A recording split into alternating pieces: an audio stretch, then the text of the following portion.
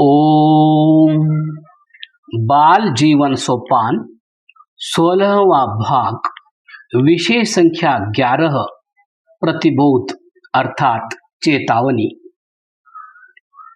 दिन बीते जाते हैं, स्रवन्ति न निवर्तन्ते श्रोतांसि सरितामिव आयुरादाय मर्त्याणां रात्रिहानि पुनः पुनः। महाभारत शांति पर्व। जैसे नदियों के प्रवाह बहते हुए चले जाते हैं, लौटते नहीं, इसी भांति दिन रात भी मानव की आयु को बार बार ले लेकर चले जाते हैं, लौटते नहीं। मानव सावधान हो, पिछले गए दिनों में क्या किया और आगे क्या करना है। शरीर मृत्यु के मुख में। वायुरनिलम अमृतम मेथिदिम भस्मांतम शरीरम। ओम क्रतो स्मर क्लिबे स्मर कृतम स्मर। यजुर्वेद अध्याय 40। बाह्य वायु भीतरी वायु अर्थात प्राण शक्ति को धारण करता है और वह अमृत न मरने वाले जीवात्मा को धारण करता है। अनंतर ऐसा संगठन न रहने पर शरीर भस्मांत है, नश्वर है, मृत्यु के मुख में जाने वाला है।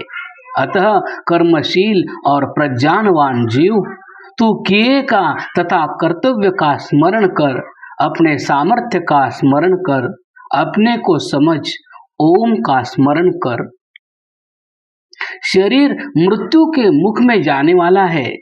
यह शस्त्र से कटकर मांस के लोथड़ों में, हड्डियों के टुकड़ों में हो जाने वाला, अग्नि में जलकर राख बन जाने वाला, विष से विषैला हो नष्ट हो जाने वाला और अंत में जरा से जीर्ण होकर समाप्त हो जाने वाला है। यह अभिमान की वस्तु नहीं, यह तो अनिश्चित काल की गाड़ी है।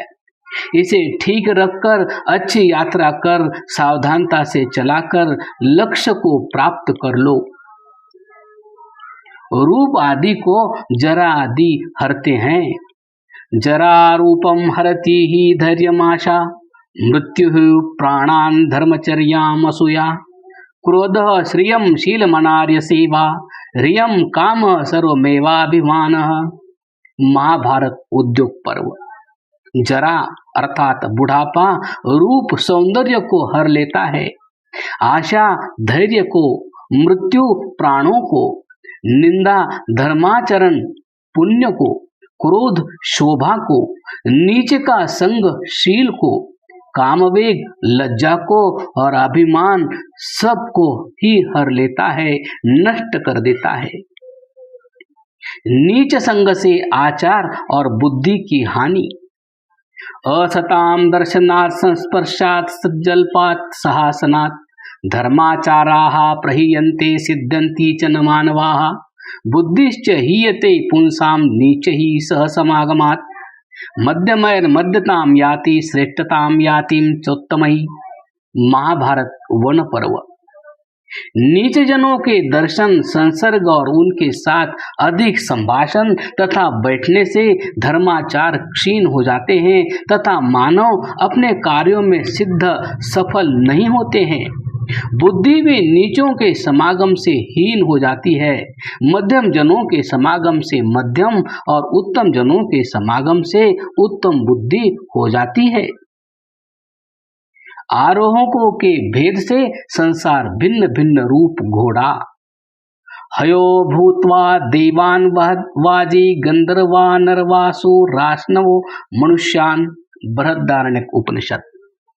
देवों, उच्च महात्माओं को यह संसार रूप घोड़ा हय नाम का ऊंची प्रेरणा देने वाला तथा वैराग्य से स्थिर परमात्मा देव तक ले जाने वाला बनकर सवारी देता है।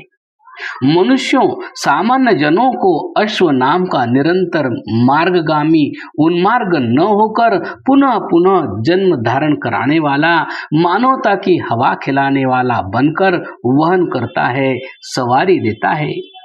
गंधर्वों, विषय विलासी भोगी जनों को वाजी नाम का भोगों के बाजारों में भटकाने वाला बनकर वहन करता है, सवारी देता है। असुरों निज प्राणों में रमण करने वाले, अपने जीने के लिए दूसरों का प्राण घात करने वाले जनों का अरवा नाम का हिंसक घोड़ा जहां तहां झाड़ झंकाड़ों में फंसाने, उलझाने, पटकने वाला बनकर वहन करता है, सवारी देता है। शरीर रथ में इंद्रियां घोड़े, आत्मा रथवान। आत्मानं रथिनं विद्धि शरीरं रथमेव तु, बुद्धिं तु सारथिं विद्धि मनः प्रग्रहमेव च। इंद्रियाणि हयाणुर्विषयास्तेषु गोचरान्। कठोपनिषद। शरीर रथ है, आत्मा रथवान, रथ स्वामी, रथ में आरूढ़ बैठा हुआ। इंद्रियां घोड़े हैं, बुद्धि सारथी हाँकने वाला, मन लगाम है और विषय मार्ग है। तथा रतः शरीरं भूतानां सत्त्वमाहुस्तु सारथिम्, इंद्रियाणि हयानाहु कर्म बुद्धिस्तु रश्मयः, तेषां हयानां यो वेगं धावतामनुधावति, स तु संसार चक्रे अस्मिन् चक्रवत् परिवर्तते। महाभारत। प्राणियों का शरीर रथ, बुद्धि सारथी, इंद्रियां घोड़े, कार्य बुद्धि अर्थात मन लगाम है। जो इन इंद्रिय घोड़ों के वेग के पीछे दौड़ता है वह इस संसार चक्र में चक्र की भांति घूमता रहता है, भटका करता है। अपिच इंद्रियाणां विचरतां विषयेषुपहारिषु संयमे यत्नमातिष्ठेत विद्वान यन्तेव वाजिनाम। मनुस्मृति। उल्टे अयोग्य विषयों में विचरती हुई इंद्रियों के संयम में रोकने में घोड़ों के विद्वान नियंता की भांति यत्न करे। तथा इंद्रियाणां प्रसंगेन दोषमृच्छत्य संशयम् सन्नियम्य तु तान्नेव ततः सिद्धिं नियच्छति। मनुस्मृति। मानव इंद्रियों के प्रसंग से उनके पीछे पड़ने से निसंशय दोष को प्राप्त होता है, उन्हें वश में करके तो अवश्य सिद्धि को प्राप्त होता है।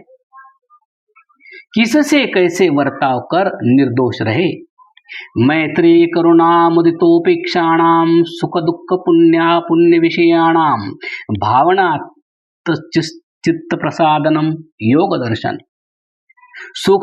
सुख विषय वालों सुखी जनों से मित्रता रखो, क्योंकि तुम्हारे अंदर ईर्ष्या न उत्पन्न होकर चित्त प्रसन्न रहे, शांत रहे।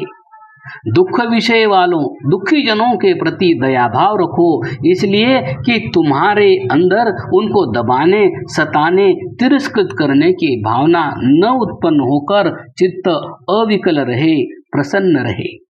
पुण्य विषय वालों पुण्यात्माओं महात्माओं को देख प्रसन्न हो, उनके सम्मुख भी प्रसन्नता प्रदर्शित करो, जिससे कि तुम्हारे अंदर उनके सद्गुणों का आकर्षण होकर चित्त निर्वासन शांत रहे।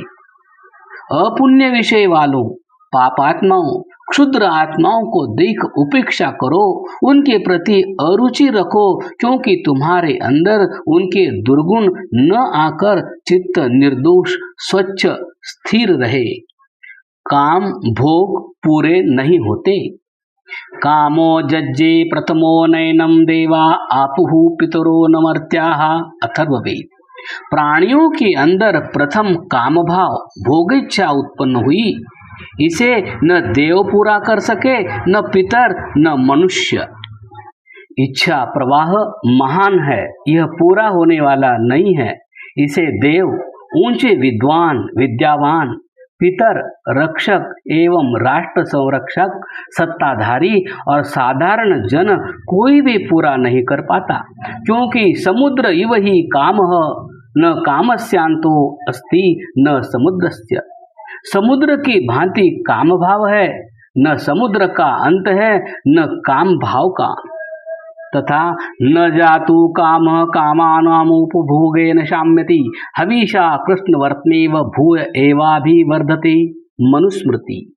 कमनीय भोगों के उपभोग से काम भाव शांत नहीं होता है, किंतु वह तो अग्नि में घृत डालते रहने की भांति बढ़ता ही जाता है। जो इसमें पड़ता है उसे यह भस्म ही कर देता है। भोगान भुक्ता वयमेव भुक्ताः। भोग तो भुक्त अर्थात समाप्त न हुए भोगते भोगते भोग पूरे न हुए, भोग भाव बढ़ते ही चले गए, परंतु भोगों को भोगने में हम समाप्त हो गए।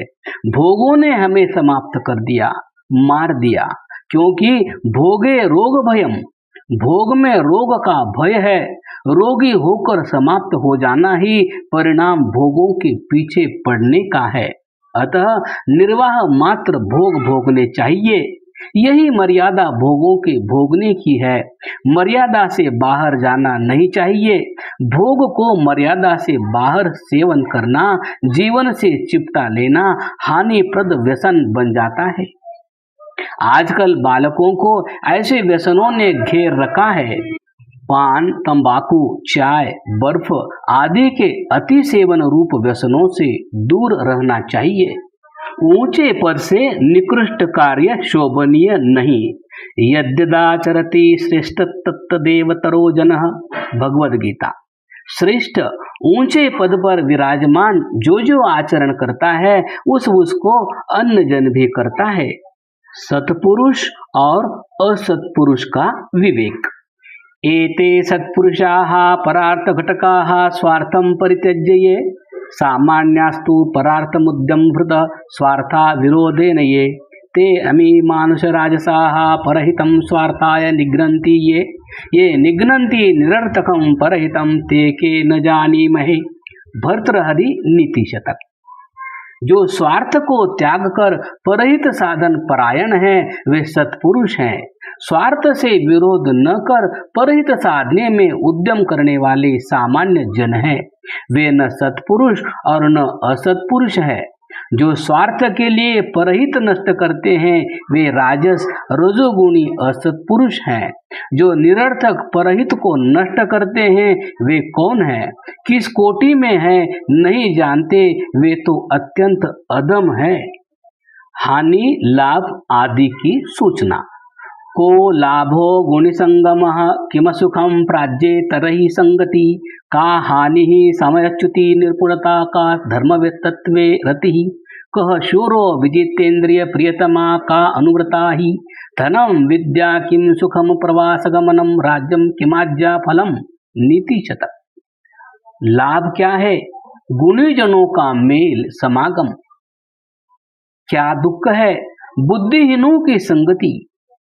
क्या हानि है? समय नाश। क्या निपुणता है? धर्म तत्व में रति रमण करना। कौन शूर है? जितेंद्रिय। कौन प्रियतमा? अति प्रिया पत्नी है, अनुकूल आचरण करने वाली पत्नी। क्या धन है? विद्या। क्या सुख है? विदेश न वसना। कौन अपना राज्य है? आज्ञा पालन जहां हो। तथा तपः स्वधर्मवर्तित्वं मनसो दमनं दमः, क्षमा द्वंद्व सहिष्णुत्वं ह्रीकार्य निवर्तनम, ज्ञानम तत्वार्थ संबोधः शमश्चित्त प्रशांतता, दया सर्व सुखेपि त्वमार्जवं समचित्तता, क्रोधः सुदुर्जयः शत्रुर्लोभो व्याधिरनन्तकः, सर्वभूतहित साधुरसाधु निर्दयः स्मृतः, स्वधर्मे स्थिरता स्थैर्यं धैर्यमिंद्रिय निग्रह, स्नानम मनोमल त्यागो दानम वै भूत रक्षणम। महाभारत वन पर्व। तप है अपने धर्म का आचरण। दम है मन का दमन करना। क्षमा है सुख दुख आदि द्वंद्वों का सहन करना। री लज्जा है अकार्य से निवृत्त हो जाना। ज्ञान है तत्वार्थ का बोध। शम है चित्त की प्रशांत स्थिति। दया है सबके सुख की कामना करना। आर्जव सरलता है समान चित्त होना। दुर्जय शत्रु है क्रोध। लोभ है सदा बना रहने वाला रोग। साधु पुरुष है जो सब भूतों के हित में रत है। असाधु जन है निर्दय पुरुष। स्थैर्य है अपने धर्म में स्थिर रहना। धैर्य है इंद्रियों का निग्रह करना। स्नान है मन के मैल का त्याग। दान है प्राणियों की रक्षा करना। क्रमशः